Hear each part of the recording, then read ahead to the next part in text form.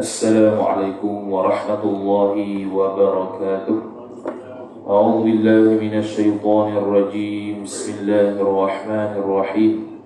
Alhamdulillahi rabbil alamin wassalatu wassalamu ala asyrafil anbiya'i wal mursalin sayyidina Muhammadin wa ala alihi wa sahbihi ajma'in.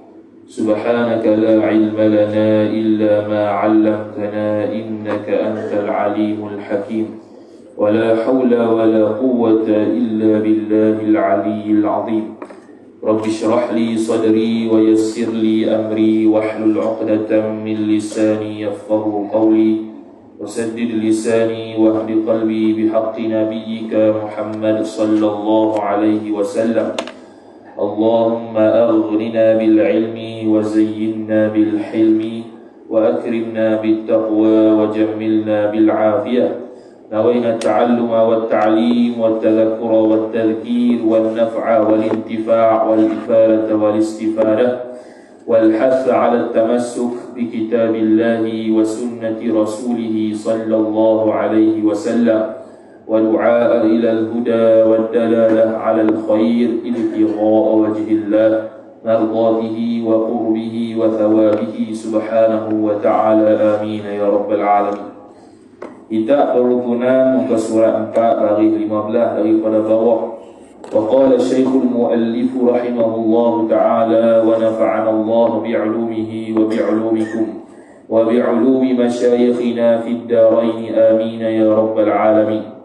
Kata pengarang Al-Syeikh Jamaluddin bin Muhammad Arsyad Al-Banjari rahimahumullah subhanahu wa ta'ala, kata dia, dijadikan Allah Ta'ala Nabi lagi pesuruh kepada sekalian manusia, menyuruh masuk Islam. Maka duduk ia di Mekah, kemudian daripada menjadi Nabi sallallahu alaihi wasallam 13 tahun lamanya. Jadi masuk perbahasan berkaitan dengan an-nubuwat, berkaitan dengan kenabian. Dibahaskan dahulu berkaitan dengan sifat-sifat Allah Subhanahu wa ta'ala, dan diberitahu juga berkaitan dengan sifat-sifat para nabi yang wajib pada akal, yang mustahil pada akal, yang harus pada akal. Dan bila kita beriman kepada Nabi sallallahu alaihi wasallam, maka apa yang disampaikan oleh Nabi sallallahu alaihi wasallam juga pasti kita beriman. Maka dibawa datanglah rukun iman yang baki lagi, iaitu beriman pada qada dan qadar, beriman kepada hari akhirat, beriman kepada kitab-kitab dan malaikat. Itu pun semua sudah dibahaskan. Kemudian dia akan datang, yang kita akan sambung sekarang ni ialah berkaitan sedikit sahaja sirah Nabi sallallahu alaihi wasallam. Jadi sirah Nabi sallallahu alaihi wasallam ni tak semua jadi akidah. Kerana ada yang khilaf, ada yang tidak khilaf. Jadi yang khilaf tu tak jadi akidah lah. Contohnya tarikh lahir Nabi sallallahu alaihi wasallam. Jadi tarikh Nabi sallallahu alaihi wasallam pun khilaf. Bila dia lahirkan 12 Rabiul Awal ke 9 ke apa ke khilaf. Jadi dia tidak jadi akidah lah benda khilaf ni. Jadi yang dijadikan sirah yang termasuk dalam bab akidah, bila mana-mana kita akidah pun dia akan sebut benda ni saja, iaitu antaranya dia beranak di mana. Itu tak ada khilaf lah. Siapa kata ada khilaf? Jadi pendapat pertama di Mekah, pendapat kedua di Besut. Habis mengarut itu. Sebab tak ada khilaf. Begitu juga tempat wafat Nabi sallallahu alaihi wasallam pun tak ada khilaf, semua Madinah belakang. Kalau ada khilaf, semua tak akan melawat Madinah lah. Semua akan pergi tempat lain selain Madinah. Tak ada lah. Dia panggil kitab-kitab berkaitan adab ziarah kubur Nabi sallallahu alaihi wasallam di Madinah, tak ada. Sebab kalau ada berlaku khilaf. Jadi sekarang ni tak ada khilaf, jadi dia jadi akidah. Siapa yang i'tiqad Nabi sallallahu alaihi wasallam wafat di tempat lain, boleh rosak akidah dia. Jadi antara benda yang wajib kita i'tiqad tentang Nabi ialah dia kata dijadikan Allah Ta'ala Nabi lagi pesuruh. Lagi pesuruh tu Rasul. Nabi tu Nabi lah. Kerana setiap Nabi tak mesti Rasul, tapi setiap Rasul mesti Nabi. Itu kaedah dia. Sebab itu dia kata dijadikan Allah Ta'ala tu Nabi SAW, Nabi lagi Rasul. Sebab apa kena sebut lagi Rasul? Kenapa tak pun lagi kenapa tak pun Nabi sahaja? Kerana Nabi tak mesti Rasul. Adakah bila sebut Nabi mesti Rasul? Tidak. Tapi kalau sebut Rasul pasti Nabi. Jadi kalau dia kata Nabi SAW dijadikan Allah Ta'ala Rasul, faham selalu tak? Nabi pun termasuk sekali. Kerana tak ada Rasul itu yang bukan Nabi. Tak ada. Semua Nabi itu ialah semua Rasul itu ialah Nabi. Tak ada Rasul yang bukan Nabi. Tak ada.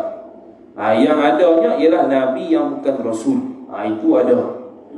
Contohnya Nabi Khidir alaihi salam, atas pandangan yang mengatakan dia Nabi, maka dia tu bukan Rasul. Tapi ada juga pandangan mengatakan dia Rasul. Jadi khilaf lah kalau Khidir tu. Nabi lain, contohnya Nabi Ezekiel nama dia.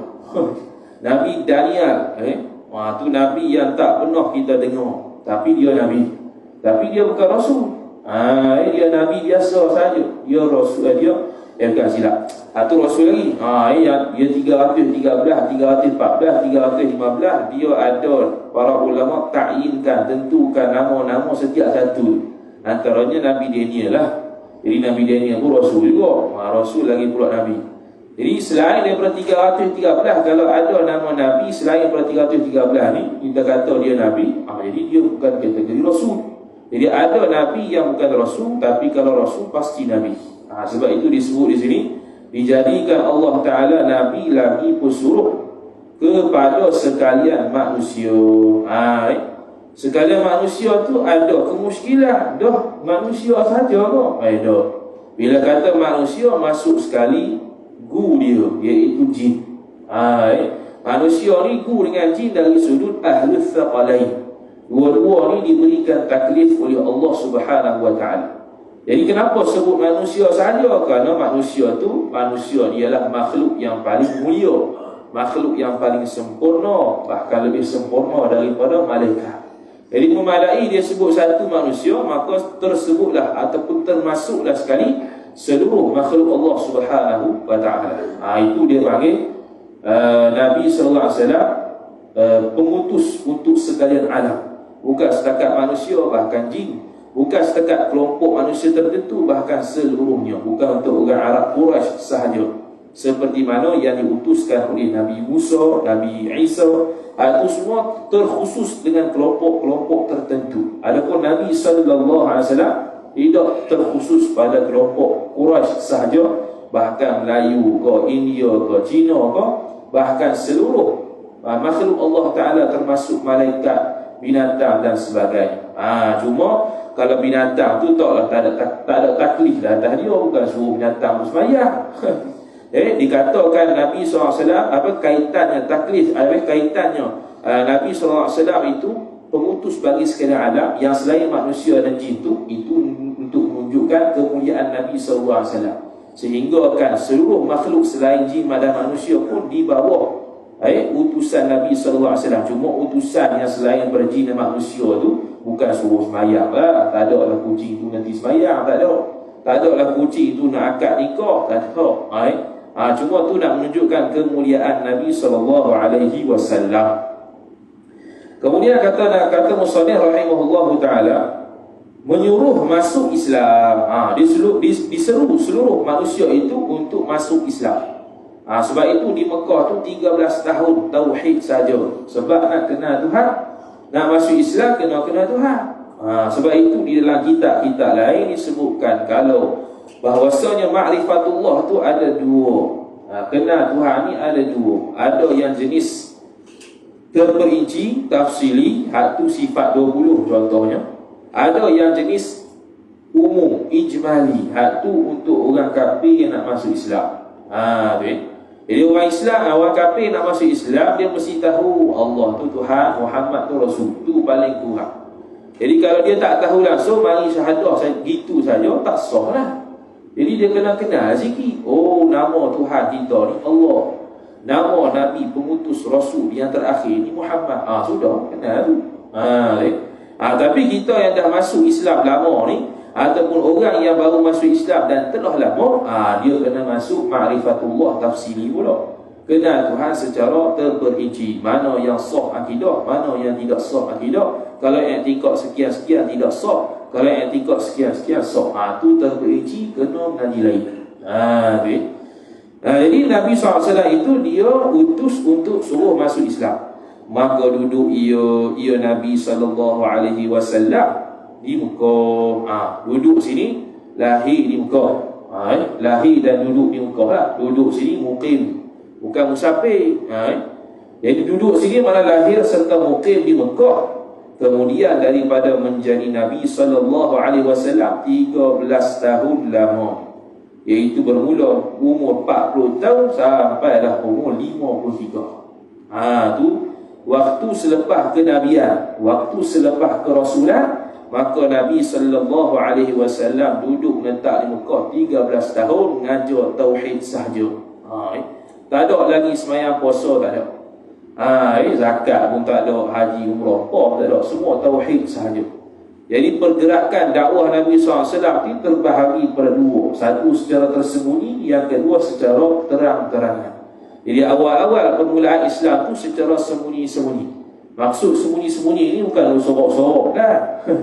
Sembunyi-sembunyi ini makna dia berdakwah untuk orang terdekat terlebih dahulu. Keluarga dia dululah. Jadi kalau Nabi SAW dah kahwin tu dengan Siti Khadijah dululah. Lepas tu pak nakal dia. Barulah selepas dah sebar Islam secara tersembunyi ke puak-puak dia, ke keluarga dia, barulah secara terang-terangan untuk seluruh manusia yang duduk di Mekah itu terhadap masuknya seseorang ke dalam Islam. Perlunya seseorang masuk ke dalam Islam, perlunya seseorang mengiktiraf Allah Subhanahu wa taala itu Tuhan dia. Kemudian kata musannif rahimahullahu taala, kemudian maka berpindah ia Nabi sallallahu alaihi wasallam. Pindah ni hijrah. Berpindah tu ke Madinah. Hak ni atas perintah Allah Subhanahu wa taala. Bukan kerana takut dengan orang-orang yang nak bunuh Nabi. Bukan. Sebab apa Nabi berhijrah? Sebab Allah suruh. Bukan sebab dia takut kena bunuh. Tu jaga-jaga. Tak ada takut kena bunuh. Nabi SAW tidak ada satu sen pun gentar untuk menentang musuh kalah. Dia sentiasa berani, bahkan lebih berani daripada sahabat-sahabat lain yang berani seperti Sayyidina Umar Al-Khattab radhiyallahu ta'ala. Jadi setiap sifat Nabi mesti dia paling atas. Jadi kalau ada sahabat Nabi yang paling berani, dia lagi berani. Gitu. Tu kaedah dia. Ada sahabat Nabi yang paling tawaduk, dia lagi tawaduk. Jadi Nabi segala-galanya. Dia tidak boleh mengatasi Nabi. Sebab itu Nabi SAW apabila duduk berdiri bersama dengan Sayyidina Umar. Sayyidina Umar ni dia orang tinggi. Sayyidina Umar Al-Khattab radhiyallahu ta'ala pun dia orang yang tinggilah. Sekira-kira dia naik kuda tu, kaki dia boleh sampai tanah. Tingginya tu. Kalau dia naik kuda tu, kaki tu hampir mencecah tanah. Jadi tinggilah. Jadi kalau dia duduk dengan Nabi SAW, diri bersama dengan Nabi SAW di kalangan orang ramai akan nampak Nabi SAW lagi tinggi daripada dia. Orang ramai akan nampak Nabi SAW lebih tinggi daripada Sayyidina Umar Al-Khattab radhiyallahu ta'ala. Itu dia panggil kemuliaan Nabi SAW. Bila berhadapan dengan orang yang paling mulia, dia lagi mulia. Dia lagi hebat. Itu Nabi segala-galanya. Tak boleh orang yang boleh mengatasi Nabi sallallahu alaihi wasallam. Kemudian kata musannif rahimahullahu taala, maka duduk ia Nabi sallallahu alaihi wasallam, duduk menetap, bukan musafir, mukim di Madinah 10 tahun. Di Madinah 10 tahun. Jadi tempoh untuk Nabi menyampaikan risalah 23 tahun sahaja. 13 tahun tauhid, 10 tahun itulah baru bab pekah. Baru mari sembahyang, puasa, zakat. Puasa dengan zakat disyariatkan 2 hijrah. Selepas Nabi sallallahu alaihi wasallam berhijrah selama 2 tahun, turunlah syariat puasa Ramadan dan dalam masa yang sama zakat fitrah. Kan itu. Kalau sembahyang sebelum tu lagi, sebelum 2 hijrah lagi awal, iaitu peristiwa Isra dan Mi'raj.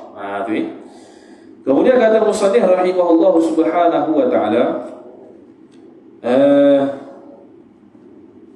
betul?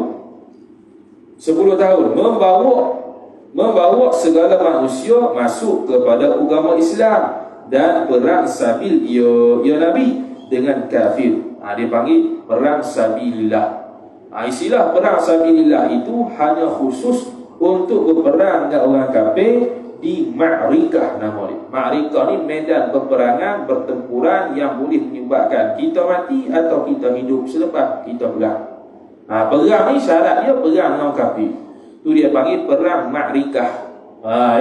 Tempat yang kita perang tu namanya ma'rikah. Tempat medan peperangan yang boleh kita mati kerana kena bunuh ataupun kita bunuh orang. Bunuh orang sini bunuh orang kafir lah. Sebab itu dalam asnaf zakat ada namanya sabilillah. Fi sabilillah tu. Apa tu? Iaitu zakat yang kita berikan kepada orang-orang yang berperang. Hanya khusus untuk beli alatan perang sahaja. Dia asnaf zakat ada 8. Yang paling utamanya fakir, kedua miskin. Lepas tu adalah aturan-aturan dia sampailah ada satu tahap fi sabilillah. Jadi fi sabilillah ni dia tidak boleh guna harta zakat yang diberikan kepadanya itu kepada selain membeli alat perang. Dia hanya boleh beli alat perang sahaja. Selain daripada fakir dan miskin, contohnya orang yang berhutang layak dapat zakat. Jadi orang yang berhutang dapat zakat tak boleh buat benda lain selain bayar zakat sahaja. Orang yang fi sabilillah perang tu, dia dapat zakat, dia hanya boleh beli alatan zakat sahaja, tidak boleh guna buat benda lain. Orang yang terputus bekalan dapat zakat, boleh dapat zakat, boleh, tapi hanya guna khusus untuk dia sambung bekalan dia sampai ke tempat yang dituju. Itu yang kalau selain fakir dan miskin, dia mesti guna untuk tujuan tu saja. Adapun fakir miskin, lantak dia lah, nak beli makan kau, nak beli itu kau, nak beli ni kau, bebas.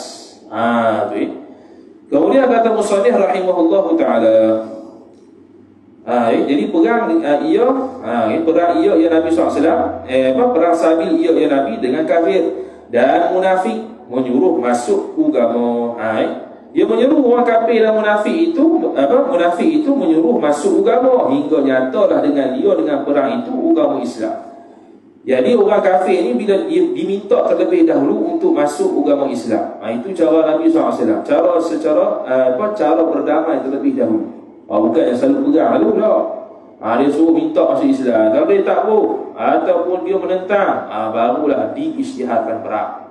Bila diisytihar perang tu, barulah Nabi SAW isytihar ataupun buat pengumuman suruh berperang, buat persiapan. Barulah sahabat-sahabat buat persiapan untuk berperang orang kafir. Kalau tak, dia masuk Islam, dia terima Islam, selesai lah, tak ada nak nak perang-perang tak. Bila dia kata dia ingkar terhadap Islam, maka dia jadi kafir harbi. Kafir harbi ini mesti diperangi, kerana kafir harbi ini ialah orang yang menentang Islam terang-terangan. Itu istilah ataupun maksud kafir harbi, iaitu orang kafir yang menentang Islam terang-terangan, tak selok-belok, tak sembunyi-sembunyi, tak terang-terangan. Itu mesti diperangi dengan cara berperang.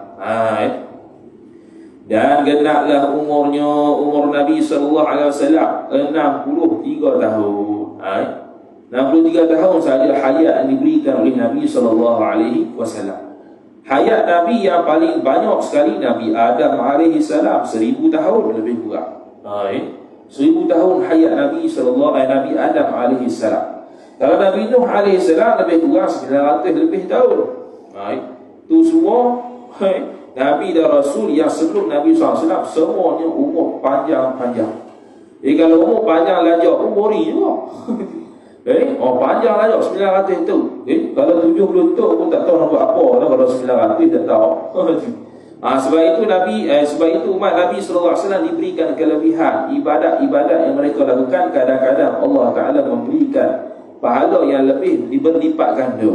Contohnya malam Lailatul Qadar lebih baik daripada 1000 bulan. Sebab kita nak mencapai umur 900 tahun, 800 tahun tu macam mustahil. Mustahil pada adat lah. Kalau ada pun sangat-sangat jarang. Kalau ada pun satu je dalam satu dunia. Tak ada kalau 800 tahun tu. Kalau 100 lebih tahun tu bolehlah dalam 10 orang. Pernah dengar lah juga. Tapi kalau 800 tahun tak pernah dengar lagi. Kemudian kata musannif rahimahullahu taala, maka kembali ia Nabi sallallahu alaihi wasallam ke rahmatullah. Mana meninggal, wafat. Kembali ke rahmatullah tu daripada negeri yang fana. Mana negeri yang fana? Dunia lah. Fana tu hilang, hapus, musnah.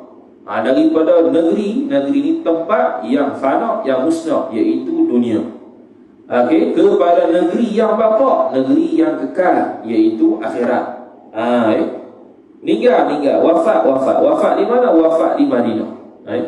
Dan ditanam ia Nabi SAW di Madinah. Tanam di Madinah. Yang sekarang ni di bawah kubah warna hijau. Bila kita buat umrah ataupun haji, kita pergi Masjid Madinah tu, di bawah kubah hijau tu, itulah, di bawah itulah ada jasad Nabi SAW. Kemudian ditanam di Madinah. Adalah kubur yang maha mulia itu di Madinah. Jadi Nabi SAW meninggal di Madinah dan disimpan di Madinah, iaitu yang kita boleh tengok sekarang ni di bawah kubah warna hijau. Jadi ulama-ulama pun pakat menulis kitab-kitab berkaitan dengan adab ziarah Nabi SAW. Bahkan dalam kitab fiqh sekalipun, bab ziarah kubur ni akan diselitkan terlebih akan diselitkan juga adab ziarah kubur Nabi SAW. Dalam kitab Al-Adhkar, Imam An-Nawawi rahimahullahu ta'ala ada membahaskan berkaitan dengan adab ziarah Nabi SAW. Syekh Ibn Hajar Al-Haytami rahimahullahu ta'ala buat kitab khusus berkaitan dengan adab ziarah di Madinah dan ziarah Nabi SAW. Cuma kitab tu tidak diterjemah lagi. Tak tu tebal lah, kita Arab.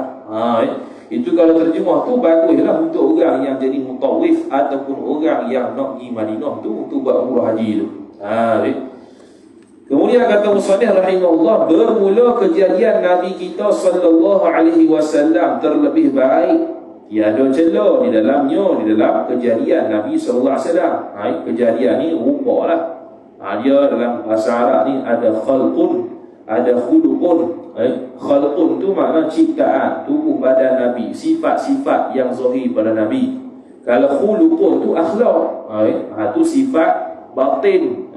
Tu beza sikit. Jadi kejadian sini mana khalqun, kejadian tubuh badan, postur Nabi, postur badan Nabi SAW tu baik, terlebih baik, tak ada celah.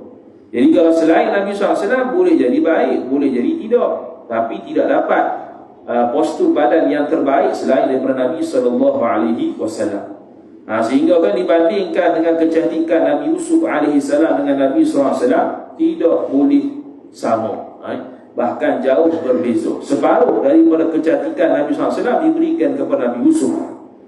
Sehingga kan zaman Nabi Yusuf AS berlakunya fitnah besar, diberikan ujian fitnah wanita kepada Nabi Yusuf AS. Kerana dengan sebab kecantikan ataupun kehandsoman dia tu, sehingga perempuan-perempuan itu bila potong bawang terpotong jari bila tengok wajah Nabi Yusuf AS. Jadi para ulama membuat kiyah, kalau dia tengok Nabi SAW pada zaman tu, bukan takat potong tangan, potong badan Nabi. Cumanya Nabi SAW walaupun dia tu cantik lebih daripada Nabi Yusuf AS, tapi tidak diberikan kepada dia fitnah wanita, tidak, bahkan takut pula. Beza. Jadi para sahabat Nabi SAW, bahkan para wanita sekalipun tak berani nak tengok muka Nabi secara direct.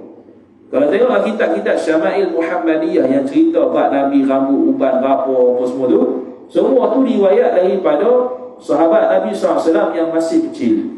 Hanya budak-budak sahaja yang tak takut, bukan tak takut apa, dah budak. Dia tak berasa takut untuk tengok direct pada Nabi SAW. Tapi kalau sahabat lain, dia nak tengok muka secara direct tu segan. Dia tunduk saja. Nak tengok pun sikit-sikit saja. Jadi tak dapatlah secara menyeluruh dia dapat tangkap berapa uban Nabi SAW ada.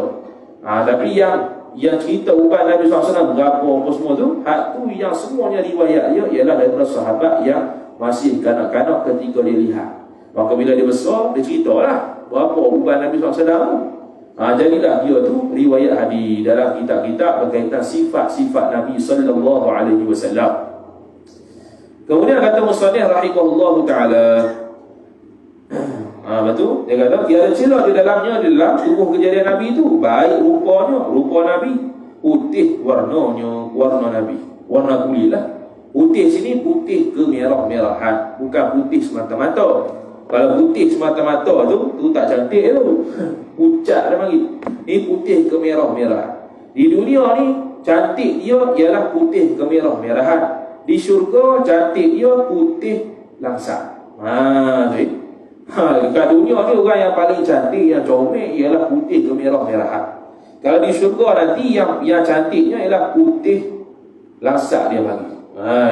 Jadi Nabi SAW di dunia dia dapat kulit warna putih kemerah-merahan, dan nanti di syurga dia pula dapat kecantikan yang ada dalam syurga, iaitu kulitnya putih lasak. Jadi Nabi SAW ada dua kecantikan, satu di dunia, satu di akhirat. Tu. Habis kemudian syahadat bahawa kasih akan sekalian Nabi bahawa kasih akan sekalian Nabi itu daripada syarat iman. Jadi syahadat di sini ialah satu perkataan seolah-olah macam satu peringatan, dan dia ada kaitan dengan perbahasan sebelumnya. Jadi perbahasan sebelumnya berkaitan dengan Nabi SAW. Selepas syahadat dia mengucap pula, dia memberikan ucapan ataupun memberikan huraian berkaitan dengan 6 ataupun beberapa syarat iman kepada Nabi SAW. Kasih kepada Nabi SAW sebahagian daripada iman. Apakah syarat-syarat dia? Maka dia kata bahawa kasih akan sekalian Nabi itu daripada syarat iman. Mana kalau seseorang itu beriman dengan Nabi dan Rasul tapi dia benci, itu kafir. Ataupun beriman dengan Nabi dan Rasul tapi tak kasih mana, tak mana-mana. Biasa-biasa sahaja. Jadi kita syarat sah iman kita tu tertakluk kepada kasih akan sekalian Nabi. Bukannya Nabi SAW sahaja, sekalian. Jadi kalau dia suka pada Nabi SAW sahaja, Nabi Adam dia tak suka sebab kalau Nabi Adam dan kita duduk sini, kata dia, tu jadi kafir. Bahkan pada i'tiqad Nabi Adam AS itu melakukan dosa besar ataupun dosa kecil, jadi kafir, kata Imam As-Sawi rahimahullah dalam Hasyiatus Sawi. Jadi dalam bab cerita Nabi Adam yang makan buah khuldi itu, banyak ulama takwil berpuluh-puluh macam. Wajib takwil di situ supaya tidak nampak Nabi dan Rasul itu buat dosa. Maka dia kata, dan mengetahui akan banyak bilangan mereka itu Rasul, tiada pada syarat iman. Tiada daripada syarat iman. Bilang-bilangan berapa Nabi, berapa Rasul, itu tak jadi syarat iman. Cuma kitanya pandangan mu'tamad kata tawaqquf, wallahu a'lam bilangan dia berapa. Kita tak tahu. Boleh jadi 300 lebih, boleh jadi 400 lebih, boleh jadi kurang lagi, boleh jadi lebih lagi. Yang 313, 314, 315 itu semua adalah hadisnya. Cuma hadisnya dhaif. Tapi pandangan mu'tamad tawaqquf, tak tahu. Serah ke Tuhan saja bilangan tu berapa. Asalkan kita i'tiqad Allah tu ada Nabi, ada pesuruh, ada Rasul. Bilangan tu serah ke dia lah. Tak penting bilangan tu, yang pentingnya Nabi tu ada, Rasul tu ada. Dan kalau disebutkan nama dia, wajib pula kita tahu nama dia. Kalau tak tahu nama dia, boleh jadi kafir kalau kita ingkar. Kemudian kata dia, dan mengetahui maka barang siapa mendustakan atau benci akan segala Nabi atau salah seorang daripada mereka itu Nabi, atau dihinakan atau diperseterukan Nabi buat musuh, ataupun disumpahnya Nabi atau dicelanya Nabi, atau dicelanya seorang akan mereka itu segala Nabi, maka sonya jadi kafir. Semua tu semua tu kafir berlaku. Benci ke Nabi, cerca Nabi, hina Nabi. Sama ada hina tu dari sudut perbuatan atau perkataan atau i'tiqad. Apa tadi? Menyumpah Nabi. Menyumpah ni makna memberikan mendoakan kecelakaan ataupun keburukan pada Nabi. Sehingga didustakan, disumpahkan dia. Tu semua jadi kafir. Ni tak ada lah kita lagi. Kalau kita sampai tahap ni teruk sangat lah. Ni biasa orang awam biasa ni boleh jadilah. Dia orang awam yang jauh daripada agama ni boleh jadi hadis. Tak puas hati apa, dia hina Nabi. Tak puas hati kat poligami contohnya, dia hina Nabi. Nabi apa kawin sendiri yang gantang habis. Dia jaga-jaga setiap ucapan kita tu berkaitan dengan Nabi SAW. Takut-takut jadi fasik, takut-takut jadi kafir. Kalau sama kita tu lebih tahan lagi. Fasik dia habis-habis tahiyud. Tapi berkait dengan Nabi dengan Allah Ta'ala, boleh jadi fasik, boleh jadi kafir. Kalau fasik tu tak apa lagi, kalau kafir tu habis, pahala batal habis berlaku. Kena mula start berawal. Kalau syahadah kelimanya, habis dah bab Nabi dan Rasul. Ni rukun yang kelima. Percaya akan hari kemudian. Apa hari kemudian? Artinya menyungguhkan dengan hati akan bahawa hari yang kemudian itu hari kiamat lagi akan datang. Lagi akan datang. Lagi akan datang. Mana tak datang lagi, akan datang. Cuma percaya sahaja. Orang beriman tidak akan melihat hari kiamat. Itu sahaja. Yang hanya melihat hari kiamat kafir. Yang Allah Ta'ala cerita dalam Quran, runtuhnya langit lah, bertembungnya api-api lah, bertembungnya matahari, bulan, bintang lah, apa semua tu. Yang dalam surah Juz'u Amal tu, tu orang kafir sahaja tengok. Orang Islam tidak akan tengok, orang mukmin tidak akan tengok walaupun dia fasik sekalipun. Asalkan dia beriman, dia tidak akan dapat tengok kiamat. Kerana kiamat itu suatu benda yang mengerikan. Cuma kita wajib beriman sahaja kiamat itu pasti berlaku. Bila? Wallahu a'lam. Itu saja. Kemudian ialah hari kiamat tu, hari kesudahan dunia. Di dalamnya, dalam kiamat itu hari kesudahan. Hari kesudahan makna lepas pada ni tak ada dah taklif atas kita sembahyang puasa bang, tak ada. Tak ada dah tengok matahari terbit belah mana, tak ada dah. Tak ada dah siang malam, tak ada dah, habis dah. Sudah selesai. Yang peredaran siang malam ni sebabkan ada matahari bulan, dan itu semua kehendak Allah Ta'ala. Jadi bila hari kiamat hancur musnah habis, matahari bulan pun tak ada dah, habislah siang malam pun tak ada. Cuma di syurga lagu mana nanti wallahu a'lam. Cuma kesudahan hari itu tak ada. Hari itu tak ada dah ketika berlakunya kiamat. Tak ada dah hari ke malam, tak ada. Kira masa lagu mana wallahu a'lam. Cuma tu dia panggil hari kesudahan. Kesudahan segala amal, kesudahan segala penciptaan manusia, segala berkaitan dengan matahari, bulan, semua dimusnahkan. Bahkan alam semua yang dimusnahkan, termasuk para malaikat, kecuali makhluk yang diletakkan Allah Ta'ala tak musnah. Ada contohnya arash, contohnya kursi, qalam, luh mahfuz, jasad para nabi, jasad para ulama, itu tidak musnah. Kemudian kata musannif rahimahullah Ta'ala, dibinasakan Allah Ta'ala segala alam daripada 7 petala langit. 7 petala ni lapis, 7 petala langit dan 7 petala bumi, dan isi keduanya, kedua langit bumi. Isi ni mana tengah-tengah antara celah-celah 7 lapis tu, itu pun Allah musnahkan juga. Kalau kat bumi Allah Ta'ala muntahkan, kalau di langit Allah Ta'ala runtuhkan. Itu kecamuk habis. Yang di bumi, dalam bumi dimuntahkan, yang di langit diruntuhkan. Jadi kena habis segala orang kafir. Tengok kiamat itu terkejut habis. Dalam hadis Nabi SAW dan huraian para ulama nak menunjukkan dahsyatnya kiamat itu. Bila tengok kiamat tu, orang yang rambutnya hitam terus berubah, orang yang mengandung terus beranak. Terkejut. Dahsyatnya kiamat itu sampai berubah. Dahsyatnya kiamat itu sampai terberanak, walaupun tak sampai lagi masa dia. Kita tak tahulah macam mana keadaan itu yang digambarkan dalam hadis-hadis Nabi sallallahu alaihi wasallam. Dan demikian segala jin dan manusia, dan segala malaikat, dan segala binatang, semua tu akan dimusnahkan. Jin ke manusia atau malaikat sekalipun dimusnahkan.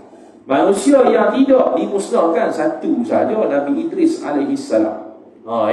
Sebab apa Nabi Idris alaihi salam tidak tidak dimusnahkan? Kerana dia pernah mati.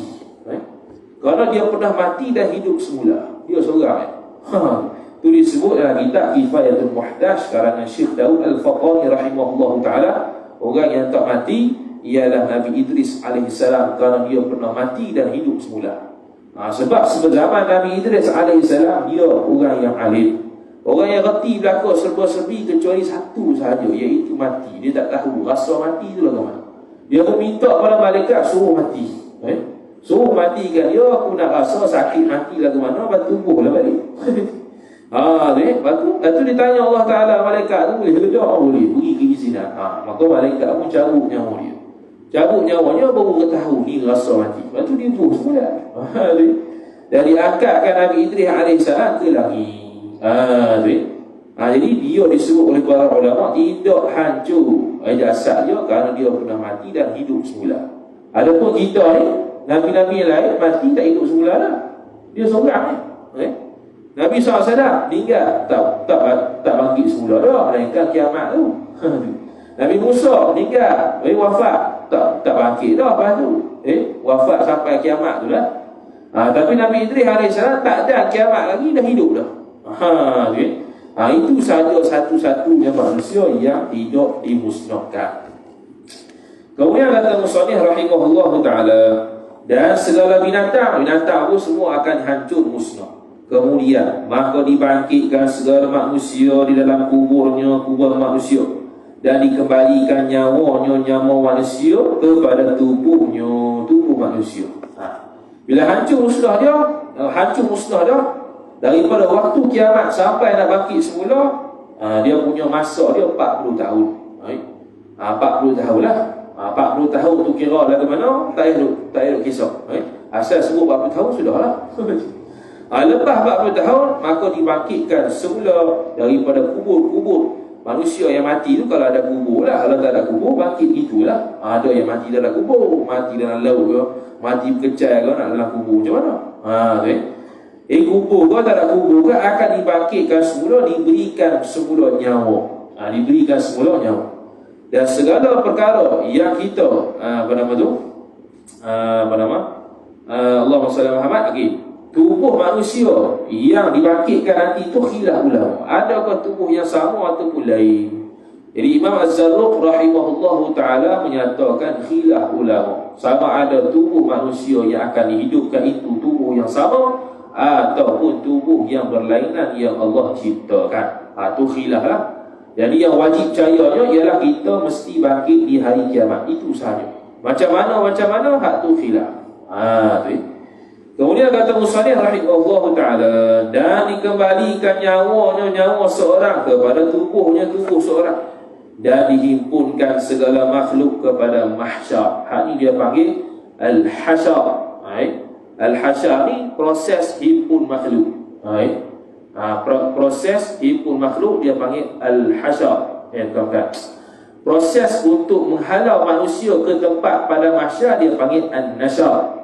Kalau dah berkumpul baru dia panggil al-hasyar. Lepas tu dah dia panggil tempat al-hasyar ni dia panggil mahsyar. Mahsyar ni tempat tunggu manusia perhitungan Allah Ta'ala bila nak hisap. Sebelum daripada tu bangkit pada kubur tu, nak pergi ke tempat mahsyar, dia panggil an-nasyar. An-nasyar tu orang pakat kena halau masuk kepada mahsyar. Lepas tu pada mahsyar tu dia panggil al-hasyar. Jadi tempat untuk kita berhimpun tu dia panggil mahsyar. Waktu itulah kita tunggu lama dan sangat lama, sehingga ada yang disambar oleh api neraka tanpa hisab, iaitu orang-orang yang kafir, ataupun orang-orang yang dikehendaki Allah Ta'ala untuk masuk neraka tanpa hisab. Masuk neraka tanpa hisab pun ada, masuk syurga tanpa hisab pun ada. Cuma orang yang mukmin, orang yang soleh, orang yang beramal soleh, orang yang bebas daripada api neraka, ahli syurga, dia ni tunggu di pada mahsyar ni macam tunggu sembahyang qomat je lah. Sekejap sangat. Untuk orang lain bertahun-tahun tak tahan. Tapi bagi dia untuk tunggu ni sekejap sahaja. Lepas tu berlakulah peristiwa yang macam Nabi sebutlah tadi. Akan jumpa Nabi Adam lah, akan jumpa Nabi Nuh lah, apa semua, Nabi Musa, Nabi Isa, untuk minta syafaat, mulakan hisab. Semua tolak belakang sampailah kepada Nabi sallallahu alaihi wasallam. Nabi sallallahu alaihi wasallam lah yang sujud pada Allah Ta'ala minta hisab dimulakan. Lepas tu dia panggil itu asy-syafa'atul 'uzma. Syafaat yang paling besar pada Nabi sallallahu alaihi wasallam ialah memulakan hisab.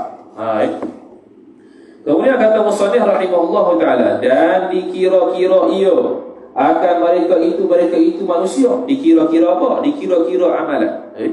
Dikira-kira amalan lah, hisab lah dia panggil. Bahasa Arab dia panggil hisab. Kita pun faham tu hisab tu apa. Cuma dia terjemah dikira-kira. Dan ditimbang segala amal, dia panggil mizan. Dihisap, kira lah, hitung. Macam contohlah kita perlawanan bola sepak tu, 4-0 tu hitungan dia. Hari berat timbangan tu mizan pula. Kita buat amal sembahyang puasa tu, kita timbang kat situ. Tu dia panggil mizan. Jadi timbang, kira, lebih dosa. Masuklah kau. Tu hisap tu. Hisap tu dari sudut kiraan, mana berat, mana tak berat. Lepas tu benda yang ditimbang sendiri tu dia panggil mizan. Ada tempat timbangan dia. Dan yang ditimbang tu khilaf ulama lah. Ada yang kata Allah Ta'ala akan menjasadkan amalan dia. Menjasadkan amalan dia. Contoh sembahyang, Allah Ta'ala akan jasadkan sembahyang tu, timbang situ. Allah Ta'ala akan jasadkan bacaan Quran tu dan timbang situ. Dia akan berbentuk zat. Ada kata gitu. Ada yang kata kita amalan dia yang akan ditimbang. Ada yang kata dia sendiri yang akan ditimbang. Bukan timbang berat badan. Timbang untuk masuk syurga ke neraka. Timbang lagu mana tu tak tahulah. Cuma itu khilaf juga. Yang wajib kita i'tiqadnya adanya mizan, adanya timbangan amal dan adanya hisab. Itu sahaja wajib percaya. Macam mana dilaksanakan itu khilaf. Itu tak payah tahu pun tak apa. Kemudian kata musannif rahimahullah taala, ditimbang dan melalui titi siratal mustaqim. Jadi kalau ni siratal mustaqim ni bukan Fatihah tu. Siratal ladzi ihdinas siratal mustaqim, tunjukkanlah kami jalan yang lurus. Yakni tunjukkanlah kami jalan sirat tu lurus, bukan. Ihdinas siratal mustaqim dalam Fatihah tu, siratal mustaqim situ menunjuk pada Islam. Bukan siratal mustaqim sirat tu. Lepas tu sini tulis siratal mustaqim. Ini siratal mustaqim nak kata titian sirat tu lurus. Dia tak bengkak-bengkok. Yang bengkak-bengkok tu mana? Naik, mendatang, turun. Itu je. Straight forward. Straight je. Tapi straightnya ada 1000 tahun mendatang, 1000 tahun 1000 tahun naik, 1000 tahun mendatang, 1000 tahun turun. Itu baru satu pandangan. Itu pun khilaf juga. Berapa ribu tahun kita akan lalui. Ada yang kata 3000, ada yang kata 21,000. 21,000 tu setiap 3,000 tu akan ditanya soalan. Checkpoint 7 kali. Soalan pertama tentang tauhid. Tauhid tak lepas jatuh 3,000 tahun. Penat-penat kita daki, rupa-rupanya jatuh neraka. Kalau orang kafir tak ada masuk neraka, jatuh lalu dah. Tu tak kisahlah, ni orang Islam. Lepas tauhid 3,000 tahun pula. Lepas tu checkpoint kedua, kaitan mayang. Tak lepas mayang, ada yang tak pegang dengan sengaja, jatuh pula. 6,000 pula. Penat-penat lagi jatuh neraka juga. Lepas tak semayang, lepas dah. Lepas tu macam mana? Naik lagi 3,000 tahun, tanya bak puasa pula. Kalau lepas, tak lepas sudah. Lepas tu bak zakat pula, lepas 3,000 tahun. Kalau lepas, tak lepas jatuh. Lepas tu berkaitan apa? 3,000 tahun lagi, naik kaitan dengan haji umrah pula. Tak lepas. Tak lepas. Tak lepas jatuh. Kalau lepas lah. Pergi ke checkpoint seterusnya. 3,000 tahun lagi berkaitan apa? Suci hidipah. Berkaitan dengan suci lah. Najis ke apa kita ni. Lepas tak lepas sudah. 3,000 yang terakhir. Checkpoint terakhir, siapa yang buat zalim. Pernah terajar orang habis. Kawan tu orang yang terajar. Lepas tu kita orang binatang tadi buat lebih kurang. Terajar kucing, nanti dia terajar kat akhirat. Allah Ta'ala cerita dalam Quran, kambing yang tanduk kambing lain, esok di akhirat kambing tu akan tanduk kambing. Tu kambing, ni kita kambing, kita lagi mukallaf. Kambing yang tak mukallaf pun kena balasan juga. Apatah lagi kita hak mukallaf. Jadi jangan buat lebih kurang dengan orang. Tu. Kalau lepas, barulah masuk syurga. Tak lepas, masuklah neraka. Kalau tak ada syafaat apa, masuklah neraka, sampailah terbakar semua dosa-dosa. Kalau ada syafaat, boleh cerita lah pula.